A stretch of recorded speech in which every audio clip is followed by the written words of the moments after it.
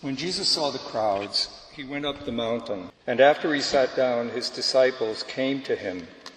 He began to teach them, saying, "Blessed are the poor in spirit, for theirs is the kingdom of heaven. Blessed are they who mourn, for they will be comforted. Blessed are the meek, for they will inherit the land. Blessed are they who hunger and thirst for righteousness, for they will be satisfied. Blessed are the merciful, for they will be shown mercy. Blessed are those whose hearts are simple, for they will see God. Blessed are the peacemakers, for they will be called children of God. Blessed are they who are persecuted for the sake of righteousness, for theirs is the kingdom of heaven. Blessed are you when they insult you and persecute you and utter every kind of evil against you falsely because of me. Rejoice and be glad, for your reward will be great in heaven."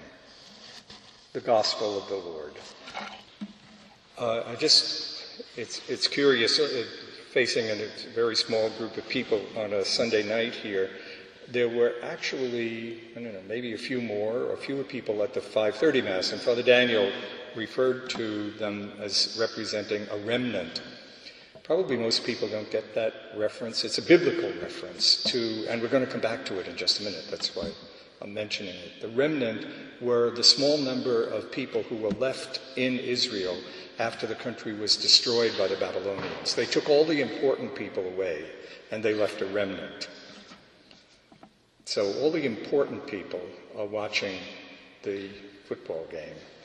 And this is a remnant. Now, there's two problems. You can have two extreme reactions to something like this. When you're a tiny group of people who aren't participating in what everybody else is participating, you can either think of yourself as kind of a loser, who doesn't even have a place to go tonight, which would be a mistake, maybe, or you can think of yourself as superior to all those people who are wasting their time eating and drinking and watching football. That's also a mistake. But both of those, both the funny expression about the remnants and also the it's a good way to enter into thinking about these readings. They're very difficult readings, as I said. They're difficult to get at the truth of them. And I think it's particularly dramatic to see them in a place like Cornell. The question I would pose to you is, how can you say any of the things we just said, read any of the things we just listened to, and believe it and mean it if you're a Cornell student? Because, first of all, I should just mention the misuse of the word. The translation, it's fine, but we don't see what it really means. When we say, "Blessed are the poor," we think of it in some sort of religious way. They're blessed, they're holy. In fact, the hymn did that, which was a mistake. "Blessed are you, holy are you." Actually, what Jesus is saying is, you're lucky if you're poor. It's fortunate to be poor. You're blessed in the sense that you're gifted. It's a gift to be poor. That's why people come to Cornell, because they're convinced that to be poor and to be lowly and to be failed is the desire of your life, right? That's why you're here. So either we don't mean these things, or we live in one world here, in religion, or these things that just sort of slip over our heads, and we live in another world at Cornell. I mean, to take it in one of its most dramatic ones, Jesus said once, in order to for a rich person to achieve God, to enter heaven, it's harder for that than it is to push a camel through an eye of a needle. Do you believe that? Really? Like if somebody said to you, look, as is true of many of you, if you work really hard here, which many of you do, you're already intellectually gifted or you wouldn't be here. You have the advantage of having a faculty that is enormously gifted, a place that is enormously well connected in the world. If you work really hard here, you expect to be effective and maybe distinguished professionals, right, in many things, in medicine and law, distinguished scholars, effective businessmen. You expect to be comfortably off or well off, right? Isn't that what you're here for? Isn't that why you work here? And Jesus says that's all bad luck. That's what we just read. Those were the readings that we just read. So what does this mean? How can you be both? I mean, unless we're just going to say, we don't care. It's religious language. We don't really mean it. How can you be a Cornellian and a Christian if this is at the heart of Christianity? This is Jesus in Matthew's Gospel beginning his great sermon. He's setting the theme for everything he wants to say. And he says, you're fortunate if you're poor. You're fortunate if you're rejected. You're fortunate if you're an outcast. You're fortunate if you fail. I'm not going to solve this question. I think this question is really something deeply at the heart of being a Christian. But what I'd like to do tonight for a little bit for us is create a kind of horizon, a vision of what he's saying, within which it is possible, I think, to live an authentic Christian life and also to be part of an extremely high-powered elite university community and everything that comes after that. But it does take a kind of refined insight into this. So let me just back up a little bit. Where did this come from? Where did the Beatitudes come from? They come out of Hebrew religious experience. And that's what the first reading was about, and that's what Father Dan's mentioned about the remnant earlier on was about.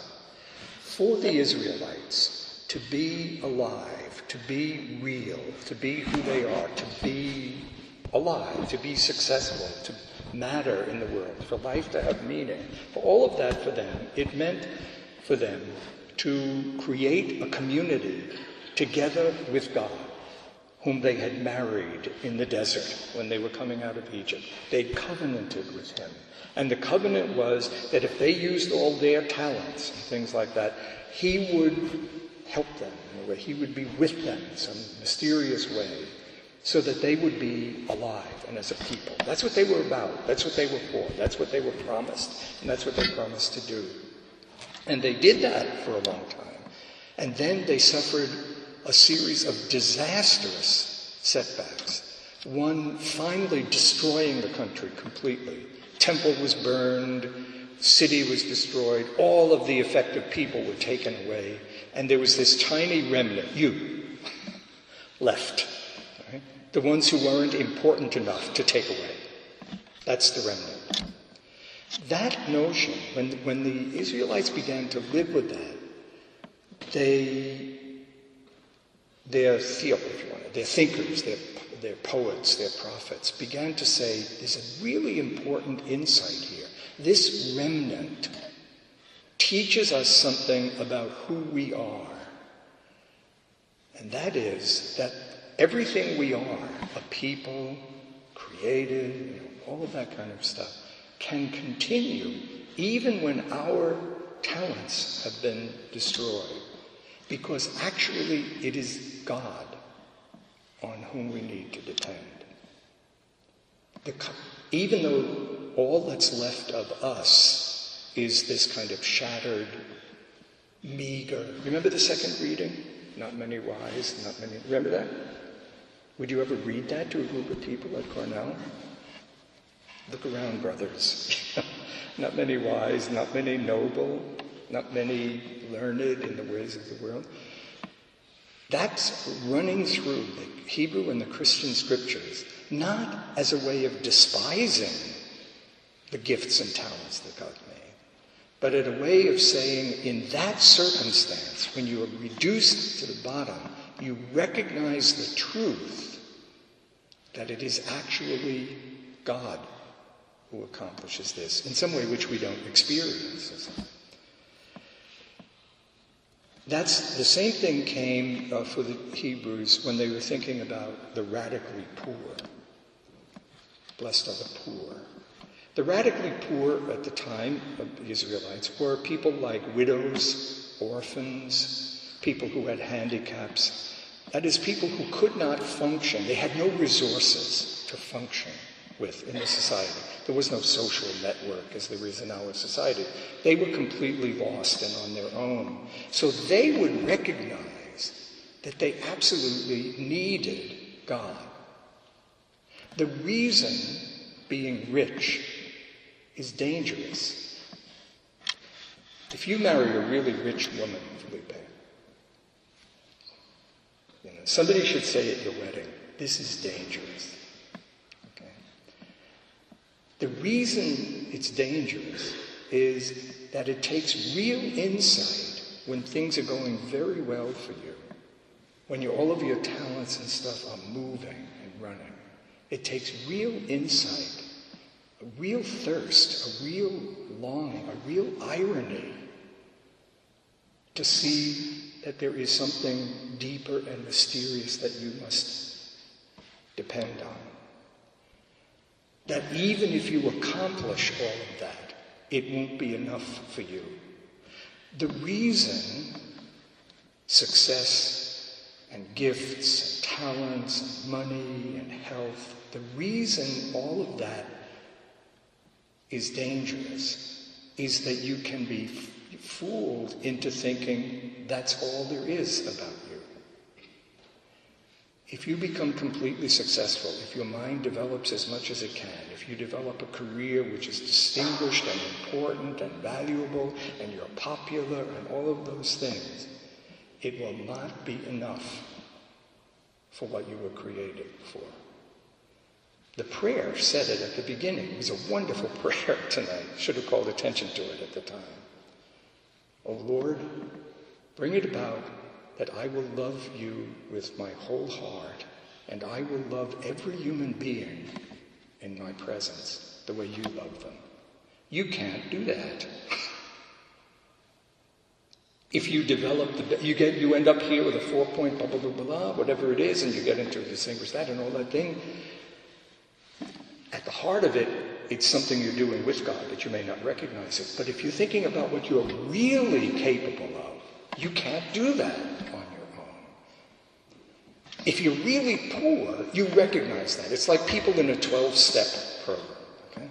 I mean, they realize they go to the very bottom, and then they realize that they have to depend on something other than themselves. That's blessed are the poor.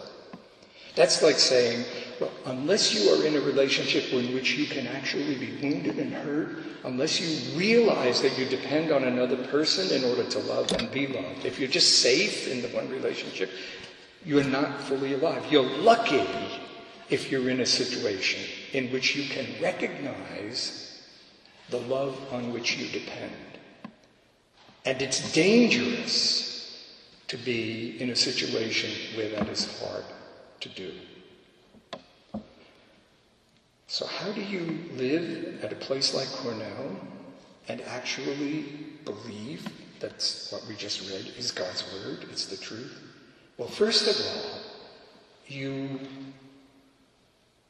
trust your wounded parts, your own poverty, whether it's an emotional one or a moral one. I mentioned it, about 30 messages came up to me when I was talking.